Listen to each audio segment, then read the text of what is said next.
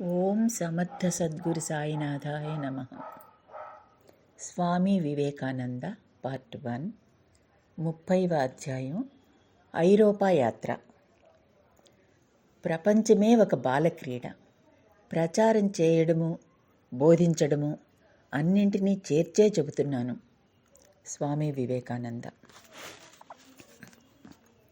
స్విట్జర్లాండ్లో కొన్ని రోజులు గడపమని ప్రతిపాదన చేసినప్పుడు స్వామీజీ ఎంతో సంతోషించారు.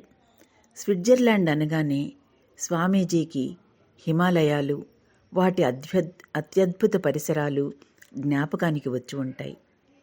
ఆహా, మంచు పర్వత శిఖరాలను తిలకించడానికి, సుదీర్ఘమైన కొండబాటలలో నడిచి వెళ్ళడానికి నా మనసు ఎంత తపిస్తున్నదో తెలుసా అన్నారు స్వామీజీ భావోద్వేగంతో. ఐరోపాలోని సుందరమైన పర్వత శ్రేణులలో ఒకటైన ఆల్ప్స్ స్విట్జర్లాండ్లో నెలకొన్నది. దేశ విస్తీర్ణంలో 60% స్థలాన్ని ఆ పర్వత శ్రేణి ఆక్రమించింది. 10,000 నుండి 15,000 అడుగుల ఎత్తుగల 71 శిఖరాలు ఆ శ్రేణిలో ఉన్నాయి. అత్యంత ఎత్తైన మౌంట్ బ్లాంక్ సుప్రసిద్ధ జెనీవా నగరం నుండి 40 మైళ్ళ దూరంలో ఉంది. వేలాది హిమానీ నదాలు ఆ పర్వత శ్రేణిలో కదులుతున్నాయి. వేల కొద్దీ జలపాతాలు పడుతున్నాయి. 100 అడుగుల ఎత్తు, 340 అడుగుల వెడల్పు గల అతిపెద్ద రైన్ జలపాతం అక్కడే వెలసి ఉంది. ఈ ప్రకృతి దృశ్యాలన్నీ స్వామీజీ కళ్ళలో ఒక హిమాలయ కళను కల్పింపచేశాయి. పరివ్రాజక సన్యాసి జీవితం మళ్లీ ఆయన కనుల ముందు అస్పష్టంగా మెదిలింది. 1896 జూలై 19వ తేదీన స్వామీజీ లండన్ నుండి స్విట్జర్లాండ్ బయలుదేరారు. సేవియర్ దంపతులు, మిస్ ముల్లర్ కూడా ఆయనతో పాటు వెళ్లారు. దారిలో ఒకరోజు రాత్రి ప్యారిస్లో గడిపి మర్నాడు జెనీవా చేరుకున్నారు. వారు బస చేసిన హోటల్ ఒక అందమైన సరోవర తీరంలో ఉంది. జెనీవా చేరుకున్నాక స్వామీజీ ఒక బాలుడే అయ్యారని చెప్పాలి. అంతలా ప్రకృతిని ఆస్వాదిస్తూ ఆనంద పరవశులయ్యారు.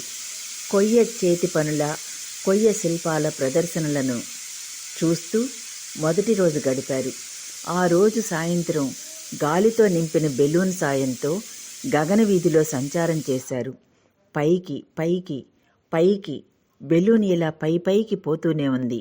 ఒక పక్షి ఆకాశ మార్గంలో అలవోకగా ఎగిరిపోతున్నట్లుగా ఈ బెలూన్ తేలుతూ వెళుతున్నది. బెలూన్ నుండి చూసినప్పుడు సూర్యాస్తమానం అత్యద్భుత దృశ్యంగా కనిపించింది అంటూ స్వామీజీ వ్రాశారు. పైనుండి కిందికి చూసినప్పుడు స్విట్జర్లాండ్ దేశం యావత్తూ ఒక చిత్తరువులా కనబడడం చూసి ఆయన ఉత్సాహం అవధులు దాటింది. మౌంట్ బ్లాంక్ శిఖరాన్ని సందర్శించాలనే ఆతురతతో అందరూ సోమేని గ్రామం చేరుకున్నారు. వెళ్లే దారి కనుల పండుగ చేసే ప్రకృతి రమణీయ దృశ్యాల కొలువై ఉంది. అనేక కొండలతో ఆవృతమైన ప్రాంతం అది.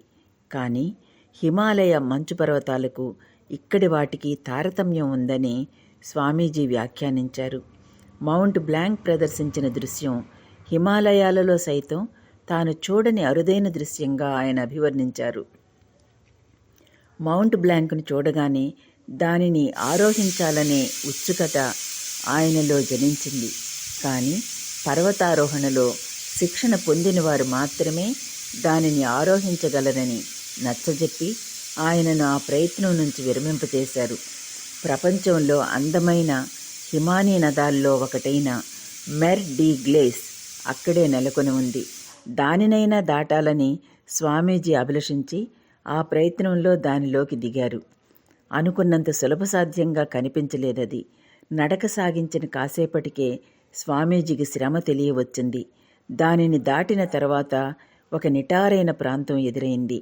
దానిని దాటగలిగితేనే గ్రామాన్ని చేరుకోవడం సాధ్యం. దానిని ఆరోహించినప్పుడు ఎత్తు కారణంగా గాలిలో ఆక్సిజన్ తగ్గడంతో స్వామీజీకి తల తిరిగింది. సెయింట్ ఫ్రాన్సిస్ జన్మించిన లిటిల్ సెయింట్ బెర్నార్డ్ అనే ఊరిని వారు సందర్శించారు. అందమైన కుక్కపిల్లలకు ఆ ఊరు ఖ్యాతిగాంచింది. ఆ కుక్కపిల్లలను చూసిన స్వామీజీ వాటిలో ఒకదాన్నైనా భారతదేశానికి తీసుకుని వెళ్లాలని అభిలషించారు. కానీ అవన్నీ అప్పటికే కొనుగోలు చేయబడ్డాయి. ఒకరోజు అందరూ ఒక మంచుకొండను ఎక్కుతున్నారు. స్వామీజీ ఉపనిషత్ మంత్రాలు ఉచ్చరిస్తూ వాటిని విపులీకరిస్తూ వస్తున్నారు. కాసేపటికల్లా వాటి భావంలో మగ్నులైపోయి మౌనం దాల్చారు. ఆయన గమన వేగం తగ్గింది. బహుశా ఆయనకు ఇబ్బంది కలిగించరాదనే ఉద్దేశంతో తక్కిన వారు కాస్త ముందుగా నడవసాగారు. క్రమంగా స్వామీజీ బాగా వెనకబడిపోయారు. ఇనుప ఆధారం గల చేతికర్రను మంచు మీద ఆనుస్తూ ఆయన నడుస్తున్నారు. హఠాత్తుగా ఆ చేతికర్ర మంచులో కూరుకుపోయింది.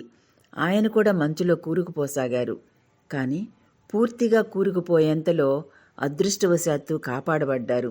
ఆ రోజు తాను మంచులో సజీవ సమాధి కాకుండా తప్పించుకోవడం భగవంతుని అనుగ్రహమేనని ఆ తర్వాత స్వామీజీ తక్కిన వారితో చెప్పాడు. అది విని అందరూ నిర్ఘాంతపోయారు. భగవంతుని అనుగ్రహానికి కృతజ్ఞత చెల్లించి ఇకపై మరెప్పుడూ స్వామీజీని ఒంటరిగా వదిలిపెట్టరాదని నిర్ణయించుకున్నారు. తిరిగి వస్తున్నప్పుడు ఒక అందమైన చిన్న చర్చి తారసపడింది. దారిలో వస్తున్నప్పుడు స్వామీజీ కొన్ని సుగంధభరిత పుష్పాలను సేకరించారు. వాటిని మిసెస్ సేవియర్కు అందించి మేరీమాత పాదాల మ్రోల సమర్పించమన్నారు. ఆమె కూడా నా తల్లే కదా అన్నారాయన.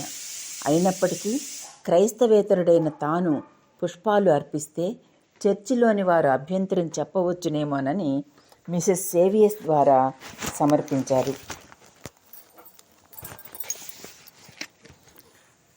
ఆల్ప్ పర్వతాల మనోహర పరిసరాలలో ఆల్పైన్ గ్రామంలో విశ్రాంతి తీసుకుంటున్నప్పటికీ స్వామీజీ వ్యవహారాలన్నింటి నుండి వైదొలగగలిగారా అంటే లేదనే చెప్పాలి. విశ్రాంతి అనే పదమే నా నుదుట వ్రాసిలేదు అంటూ కాలాంతరంలో ఆయన వ్యాఖ్యానించడం ఆయన యావజ్జీవితానికి ఆపాదించుకోవచ్చు. హిమాలయాల్లో ఒక ఆశ్రమం నెలకొల్పి ప్రశాంత జీవితం గడపాలనుకున్న సేవియర్ దంపతుల నిర్ణయానికి ఆల్పైన్ గ్రామీణ జీవితం శ్రీకారం చుట్టిందని చెప్పవచ్చు. హిమాలయాల్లో తప్పనిసరిగా ఆశ్రమం నెలకొల్పాలనే ఉద్దేశం ఇప్పుడు వారి మనస్సుల్లో స్థిరపడింది. అందుకోసం స్వామీజీ ఆల్మోరా వాస్తవ్యుడైన లాలా బద్రీ షాకు జాబు రాశారు. ఇంతలో చెన్నై నుండి స్వామీజీకి ఆలస్యంగా లేఖ అందింది.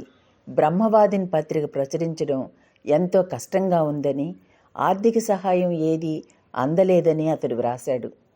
నీ ఉత్తరం ద్వారా బ్రహ్మవాదిని పత్రిక ఆర్థిక దుస్థితిలో ఉందని తెలిసింది. లండన్కు తిరిగి వెళ్ళాక నీకు సాయం చేయడానికి ప్రయత్నిస్తాను. అలాంటి పత్రిక సహజంగా స్వకీయ సహాయం ద్వారానే నడవాలి. మనం ఆ విధంగా తప్పక చేద్దాం. కొన్ని నెలలు ఓపిక వహించు అంటూ అతడికి జవాబు రాశారు స్వామీజీ. తదుపరి ఆఘాతంగా వచ్చాయి అమెరికా ఉత్తరాలు. స్వామీజీ నుండి సన్యాస దీక్ష పుచ్చుకున్న వారిలో ఒకరైన లియాన్ లాన్స్బర్గ్ స్వామీజీ నుండి వైదొలగనారంభించాడు. 1894 ప్రారంభకాలంలో అతడు స్వామీజీని కలుసుకున్నాడు. దివ్యజ్ఞాన సమాజ సభ్యుడైన అతడు రష్యా దేశానికి చెందిన ఒక యూదుడు. ఎలాంటి ఉన్నత లక్ష్యాలు లేకుండా జీవితం గడిపిన వ్యక్తి అతడు. ప్రేమించడానికి ఎవరూ లేరు, ప్రయత్నించడానికి ఏదీ లేదు. మధుర స్వప్నాలను కల్పించి హృదయాన్ని ప్రకాశవంతం చేయడానికి ఏదీ లేదు అంటూ తనను గురించి అతడు వ్రాసుకున్నాడు. స్వామీజీ సాంగత్యం అతడికి ఆ మధుర స్వప్నాన్ని లభింపచేసింది. కానీ ఆ హఠాత్ మాధుర్యాన్ని అతడు తట్టుకోలేకపోయి ఉంటాడు కాబోలు. అతడిలో భక్తి, కారుణ్యం, విశాల హృదయం, బీదసాదల పట్ల సానుభూతి లాంటి ఎన్నో సద్గుణాలతో పాటు స్వార్థము, మితిమీరిన కోపము, ఆత్మ కనికరము, అసూయ మొదలైన దుర్గుణాలు కూడా ఉన్నాయి. వీటి కారణంగా అతడు స్వయంగా తను కష్టపడి ఇతరులకు కష్టాలు వాటిల్లజేశాడు. 1895లో న్యూయార్కులో తరగతులు నిర్వహించినప్పుడు స్వామీజీకి చేదోడు వాదోడుగా అతడు ఉన్నాడు. తదనంతరం సహస్రద్వీపవనంలో స్వామీజీ వద్ద సన్యాస దీక్ష పుచ్చుకొని కృపానంద నామధేయాన్ని సంతరించుకున్నాడు. 1895 జూలైలో అతడి గురించి అనేక విపరీత వార్తలు స్వామీజీకి అందసాగాయి. పిదప అనేకులకు అతడు వ్రాసిన లేఖల నుండి అతడి మానసిక స్థితి అస్తవ్యస్తంగా ఉందని తెలియవచ్చింది. స్వామీజీ కార్యాచరణకే అడ్డంకులు కల్పించే రీతిలో అతడు వ్యవహరించాడు. స్వామీజీ అంతులేని ఆవేదన చెందారు. ఈ విషయంగా గుడ్విన్కు స్వామీజీ వ్రాసిన లేఖ అత్యద్భుతం. వివిధ లేఖల ద్వారా కృపానందుడి గురించి ఎంతో తెలుసుకున్నాను.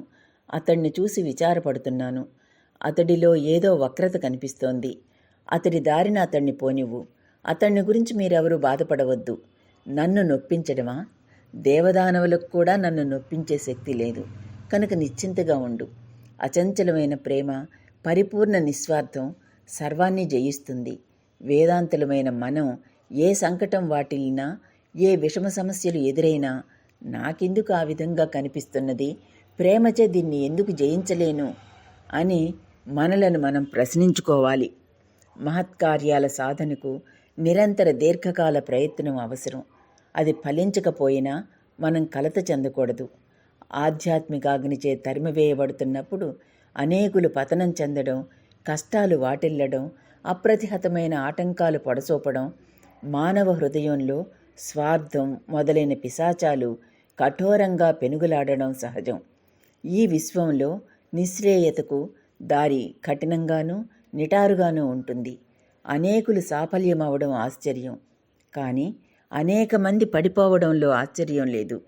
సహస్రాధికమైన పతనాల వల్లనే నడవడి ఏర్పడుతుంది. నా బడలిక చాలా వరకు తీరింది. కిటికీలో నుండి చూసినప్పుడు నా ముందున్న ఘనీభవించిన మంచు ప్రవాహాలు కనిపించి హిమాలయాల్లో ఉన్నానా అనిపిస్తోంది. ఎంతో ప్రశాంతంగా ఉన్నాను. నా నరాలు సహజమైన బలాన్ని పుంజుకున్నాయి. నువ్వు వ్రాసినటువంటి చిన్న చిన్న కలతలు నన్ను అసలు స్పృశించడం లేదు. ఈ పిల్లల ఆట వలన నేనెలా చెల్లిస్తాను? ప్రచారం, ప్రబోధం ఇత్యాదులతో కూడిన ఈ లోకమే ఒక పిల్లల ఆట. కొన్ని రోజుల క్రితం కృపానందునికి జాబు వ్రాయాలని అణుచుకోలేని కోరిక అకస్మాత్తుగా కలిగింది. అతడు దిగులుపడి నన్ను తలచి ఉండవచ్చు. అందుకే అతడికి ప్రేమపూర్వకమైన జాబు రాశాను. అమెరికా నుండి అందిన సమాచారం వలన ఆ విధంగా ఎందుకు జరిగిందో నాకు తెలిసింది. ఘనీభవించిన ఈ మంచు ప్రవాహాల వద్ద సేకరించిన కొన్ని పుష్పాలను అతడికి పంపించాను. అతడికి కొంత పైకం, అధికంగా ప్రేమ పంపమని వాళ్లోకి వ్రాశాను. ప్రేమ ఏనాటికి నశించదు. బిడ్డలు ఏం చేసినా ఎలా ఉన్నా తండ్రి ప్రేమ ఎన్నటికీ సమసిపోదు. అతడు నా బిడ్డ. అతడు దుస్థితిలో ఉన్నందున నా ప్రేమ, నా సహాయాల్లో అతడికి ఇతరులతో సమానంగా కానీ లేక అధికంగా కానీ పాలు ఉంది. తమ ప్రేమనంతా రంగరించి స్వామీజీ కృపానందకు ఒక ఉత్తరం రాశారు. సమీపంలోని మంచు పర్వతాల వద్దకు వెళ్ళి అతడి కోసం ఒక పుష్పం కోసి దానిని కూడా లేఖతో పాటు పంపించారు. పవిత్రుడవుగా మెలుగు, అన్నిటికన్నా ఎక్కువగా నిష్కపటంగా ఉండు, ఒక క్షణమైనా భగవద్విశ్వాసాన్ని కోల్పోకు. అప్పుడు నీకు దారి కనిపిస్తుంది. ఏది సత్యం అన్నది నిత్యం. సత్యం కానిదాన్ని ఎవరూ నిలుపజాలరు. అన్వేషణ ద్వారా ప్రతి విషయం వెల్లడి అవుతున్న ఈ తరుణంలో మనం జన్మించడం వలన ఉపకారం పొందాం. ఇతరులు ఏం తలచినా ఏం చేసినా సరే నువ్వు మాత్రం నీ పావనత్వ, నైతిక వర్తన, భగవద్భక్తి స్థాయిలను దిగజార్చకు. అన్నింటికన్నా ముఖ్యంగా రహస్య సంఘాల విషయంలో అప్రమత్తంగా ఉండు. భగవంతుణ్ణి ప్రేమించేవాడెవ్వడు మోసాన్ని చూసి భయపడనవసరం లేదు. భువిలో గాని దివిలో గాని పవిత్రత ఒక్కటే సర్వోత్కృష్టమైన దివ్యశక్తి. నువ్వు మాత్రం భగవంతుని చేతిని విడవకుండా ఉండు, అది చాలు. నిన్న మాంటిరోసాలోని ఘనీభవించిన మంచు ప్రవాహం వద్దకు వెళ్ళి సదా మంచుతో నిండిన ప్రాంతంలో పూచిన కొన్ని దృఢమైన పుష్పాలను సేకరించాను. ఈ ఐహిక జీవితం అనే మంచులో నువ్వు అలాంటి ఆధ్యాత్మిక స్థైర్యాన్ని పొందుతావనే ఉద్దేశంతో ఆ పుష్పాలలో ఒకదానిని ఈ ఉత్తరంతో పాటు పంపుతున్నాను. తర్వాత కలకత్తా నుంచి వచ్చిన ఒక ఉత్తరం సమస్యను తెచ్చింది. ఆ సంవత్సరం శ్రీ రామకృష్ణుల జన్మదినోత్సవం దక్షిణేశ్వరంలో జరిపారు. దానిలో కొందరు వేశ్యలు పాల్గొన్నారు. ఈ విషయం విని కొందరు ఆ ఉత్సవంలో పాల్గొనడానికి సంకోచించారు. ఈ విషయంగా స్వామీజీ అభిప్రాయం ఏమిటో తెలుపమని మఠం నుండి ఉత్తరం వచ్చింది. అందుకు స్వామీజీ వ్రాసిన జవాబు ఆయన కారుణ్య వెల్లువకు, సామాజిక స్పృహకు ఒక ఉత్కృష్ట ఉదాహరణగా భాసిల్లుతున్నది. ఈ విషయంలో నా నిర్ణయం ఇది: 1. దక్షిణేశ్వరం లాంటి గొప్ప తీర్థస్థలానికి వేశ్యలను రానివ్వకపోతే వారు మరెక్కడికి పోతారు? ప్రత్యేకించి పాపాత్ముల కోసమే భగవంతుడు అవతరించాడు, అంతగా పుణ్యాత్ముల కోసం కాదు. 2. నరకద్వారాలైన స్త్రీ పురుష భేదం, కుల ధన విద్యాది వ్యత్యాసాలను లోకానికి మాత్రమే పరిమితం చేయి. పవిత్ర తీర్థస్థలాల్లో అలాంటి భేదాలు ఎడతెగక పాటిస్తుంటే వాటికి నరకానికి తేడా ఏముంది? 3. మనది మహత్తరమైన జగన్నాథ క్షేత్రం. పుణ్యాత్ములకు, పాపాత్ములకు, సాధువులకు, దుర్మార్గులకు వయోభేదం పాటించక స్త్రీలకు, పురుషులకు, బాలలకు అందరికీ అక్కడ సమానమైన హక్కు ఉంది. సంవత్సరంలో ఒకరోజైనా వేలాది స్త్రీ పురుషులు పాపభావాన్ని, భేదభావాన్ని విస్మరించి ప్రభునామాన్ని గానం చేస్తూ, ఆలకిస్తూ మెలగడం అనేదే పరమశ్రేయస్కరమైన విషయం. తీర్థస్థలంలోనే ఒక్కరోజు చెడు భావన అణిగిపోకపోతే ఆ లోపం మీది గాని వారిది కాదు.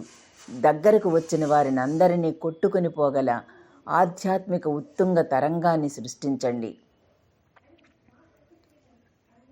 5. దేవాలయంలోనే ఈమె వేశ్య, అతడు నిమ్న కులస్థుడు, ఇతడు పేదవాడు, అతడు పామరుడు అని వివేచించేవారు ఎంత తక్కువ మంది వస్తే అంత మంచిది. స్త్రీ పురుష వ్యత్యాసాన్ని, కుల తారతమ్యాన్ని గమనించేవారు, భక్తులుగా నటించేవారు మన ప్రభువును అర్థం చేసుకోగలరా? వందలాది వ్యభిచారిణులు వచ్చి ఆయన పాదపద్మాల మ్రోల అవనత శిరస్కులవ్వాలని ప్రార్థిస్తున్నాను. ఒక్క పెద్ద మనిషి అయినా రాకపోయినా పర్వాలేదు. ఓ వ్యభిచారిణులారా రండి, ఓ తాగుబోతులారా రండి, చోరులారా రండి, మీరంతా రండి. శ్రీ రామకృష్ణుల వాకిలి మీ అందరికీ తెరవబడి ఉంది. ధనికుడు స్వర్గ సామ్రాజ్యంలో ప్రవేశించడం కన్నా సూదిబెజ్జంలో ఒంటె దూరడం సులభం. అలాంటి క్రూర రాక్షస భావాలు మీ మనస్సులో చోటు చేసుకొనివ్వకండి. 6. కానీ కొంత సాంఘిక భద్రత అవసరం. మనం దాన్నెలా సమకూర్చగలం? కొందరు పురుషులు ఈ ఉత్సవం నాడు భద్రత కాపాడేవారుగా మసలుకోవాలి.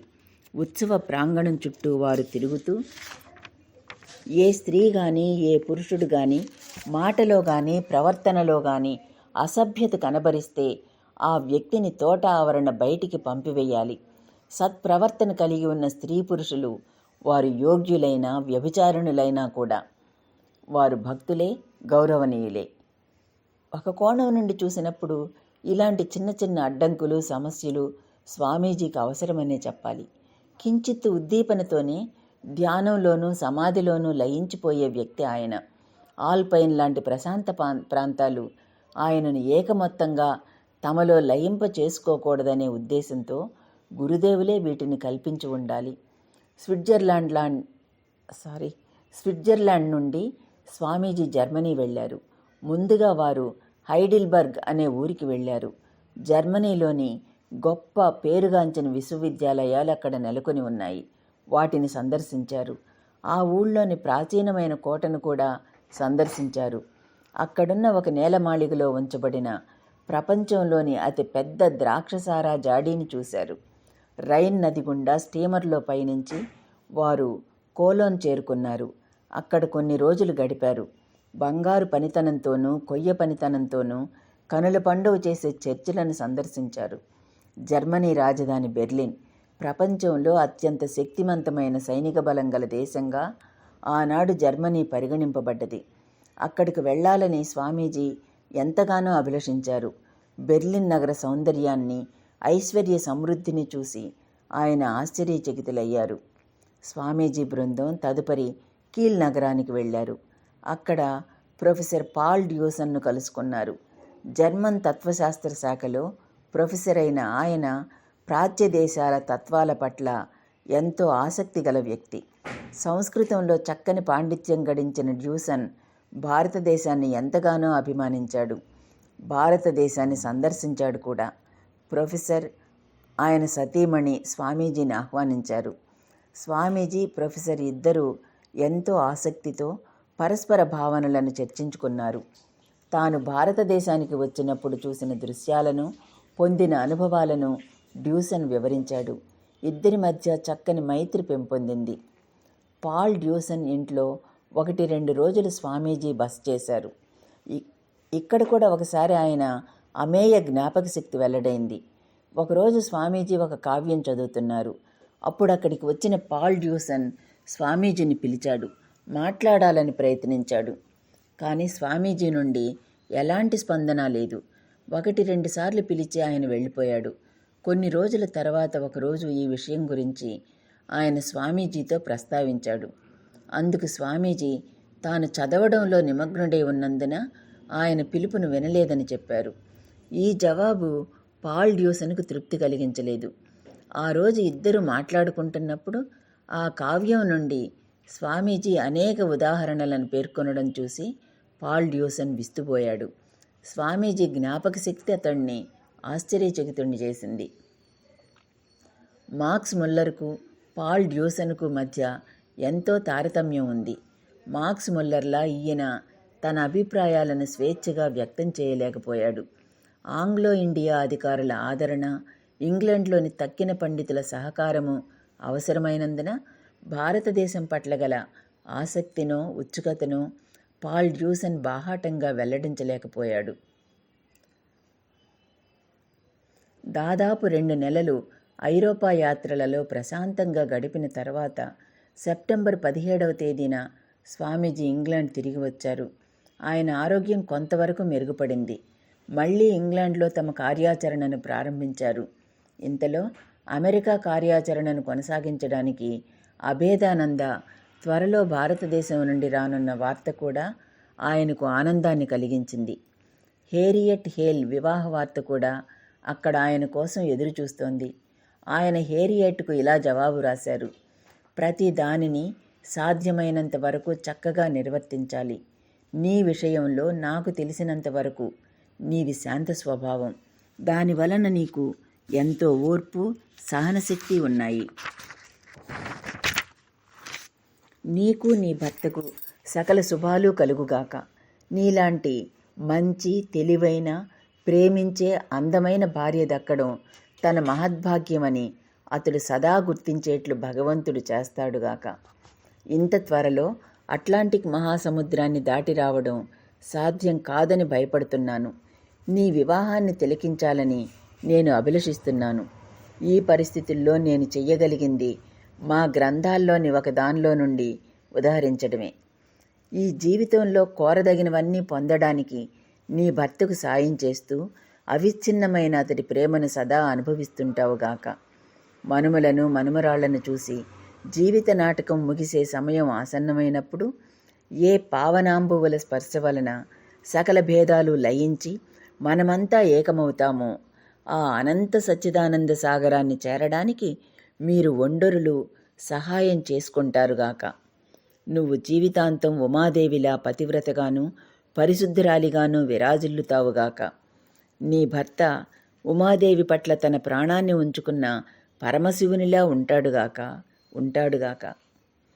ఎందుకో లండన్ కార్యాచరణ గురించి స్వామీజీకి ఒక సందేహం ఉండనే ఉంది. లండన్లో పని క్రమంగా అభివృద్ధి చెందుతోంది. తరగతులు అంతకంతకు విస్తృతమవుతున్నాయి. ఈ లెక్కను బట్టి ఈ పని వృద్ధి చెందుతుందనడంలో సందేహం లేదు. ఆంగ్లేయులు స్థిరచిత్తులు, విశ్వసనీయులు. కానీ నేను వదిలిపెడితే ఈ సౌధం కుప్పకూలుతుంది. ఏదో ఒకటి జరుగుతుంది. ఈ పని చేయడానికి సమర్థుడు ఉద్భవిస్తాడు. ఏది మంచిదో భగవంతుడికి తెలుసు అంటూ ఆయన అలసింగకు వ్రాశారు. ఇంగ్లాండ్ పనుల అభివృద్ధికి తాను అక్కడ ఉండడం ఎంతో ఆవశ్యకమని స్వామీజీకి తెలియకపోలేదు. 1897 ఏప్రిల్లో ఆయన రష్యా వెళ్లాలని కూడా నిశ్చయించుకున్నారు. కానీ హఠాత్తుగా ఒకరోజు మాతృదేశానికి తిరిగిపోనున్నట్లు ప్రకటించారు. ఆయన ఈ విషయం చెప్పినప్పుడు ఆయన మిత్రులు, శిష్యులు, విద్యార్థులు నిజంగానే దిగ్భ్రాంతి చెందారు. ఇంకొక 3 ప్రసంగాలతో నా లండన్ కార్యాచరణ పూర్తి కాబోతున్నది. పని ఉచ్చస్థితి అందుకున్న సమయంలో దానిని వదిలిపెట్టడం సమంజసం కాదని అందరూ అభిప్రాయపడుతున్నారు. కానీ ఆప్తుడైన భగవంతుడు ప్రాచీన భారతదేశానికి బయలుదేరమంటున్నాడు. దానినే నేను శిరసావహిస్తున్నాను అని ఆయన జోకు వ్రాశారు. జీవితంలో ఏ నిర్ణయాన్నైనా భగవంతుని సంకల్పం ప్రకారమే కదా స్వామీజీ నెరవేర్చేవారు. ఆ భగవంతుడు ఆయన భారతదేశానికి తిరిగి వెళ్ళాలని సంకల్పిస్తే దానిని జవదాటుతారా ఏమిటి? నవంబర్ మధ్యలో ఒకరోజు ఆయన మిసెస్ సేవియర్ను పిలిచి నేపిల్స్ నుండి ఇటలీ మీదుగా భారతదేశం వెళ్లే ఓడలో వీలైనంత త్వరలో 4 టిక్కెట్లు కొనమన్నారు. స్వామీజీ హఠాత్ నిర్ణయాలు, మార్పులు ఆమెకు కొత్త కాదు. అయినప్పటికీ ఆమె కాస్త ఉలిక్కిపడింది. కానీ వెంటనే డిసెంబర్ 16వ తేదీన బయలుదేరే ఓడలో 4 టిక్కెట్లు కొనుగోలు చేసింది. స్వామీజీ, సేవియర్ దంపతులు, గుడ్విన్, వీరే ఆ 4. స్వామీజీ వెళ్ళిపోతున్నారనే వార్త అందరి మనస్సులను శోకతప్తం చేసింది. వీడ్కోలు విందులు మొదలయ్యాయి. అనేక చోట్ల ఆయన గౌరవార్థం విందులు ఏర్పాటు చేశారు. ఆయన భారతదేశానికి బయలుదేరే ముందు ఒక మిత్రుడు ఆయనతో, స్వామీజీ, పటాటోపము, సంపత్తి అధికంగా ఉన్న పాశ్చాత్య దేశాలలో 4 ఏళ్లు గడిపారు. ఇదిగో ఇప్పుడు మాతృదేశానికి తిరిగి వెళుతున్నారు. మీ మాతృదేశం గురించి ఇప్పుడేమనుకుంటున్నారు అని అడిగాడు. స్వామీజీ కళ్ళల్లో ఆనంద కిరణపుంజం వెల్లివిరిసింది. ఆయన ముఖార విందాన పరమానందం ద్యోతకమైంది. భావోద్వేగంతో, అక్కడ నుండి వచ్చే ముందు నేను భారతదేశాన్ని ప్రేమించాను. ఇప్పుడో భారతీయ ధూళి సైతం నాకు పరమపావనంగా తోస్తున్నది. అక్కడ వీస్తున్న గాలి సైతం పావనం. అదొక పుణ్యభూమి, అదొక తీర్థస్థలం అన్నారు.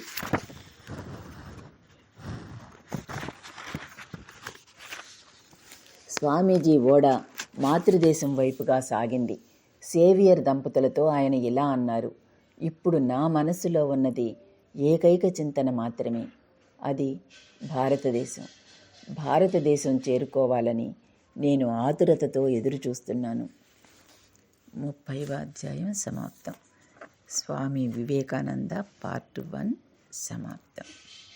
ఓం సాయిరామ్.